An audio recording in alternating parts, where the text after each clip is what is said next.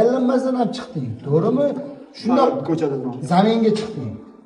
Zaminga chiqib turib, tayinlanmasdan turib shunaqa urishding. Saturn jangdan keyin Muhiddin Mamajonov menda ham nohaqlik bo'lgandi deb aytib berdi. Odilxon Kamolov nohaqlikka chidolmasdan Saturn yutgandi deb aytdi. Aziz do'stlar, bu jangda kimni qo'li baland kelgandi? Fikringizni kommentariyada yozib qoldiring. Videoga like bosib qo'ying. Xalq ko'rdi, to'g'rimi? Meni yutganimni ko'rdi, lekin yutqizdim. Alloh aziz qo'ydi.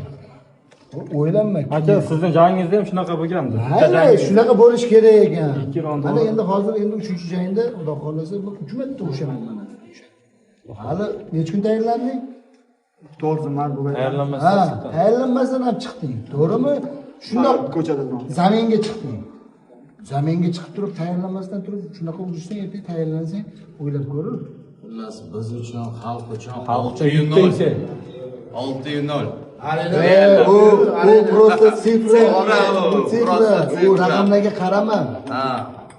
Voy, Islom Maxachevman. Bitta xulab qo'ygan, zag'al uxlagani yo'q. Xulab qo'ygan. Chempion UFC.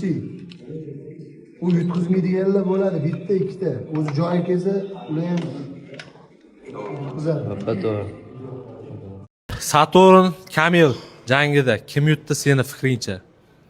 Xalq bildi. Akalar kim yutdi? Nima deb o'ylaysiz o'zingiz aka? 100% Saturn yutdi o'rtoqlar. Bilmadim, men shunaqa bo'lishi kerak ekan.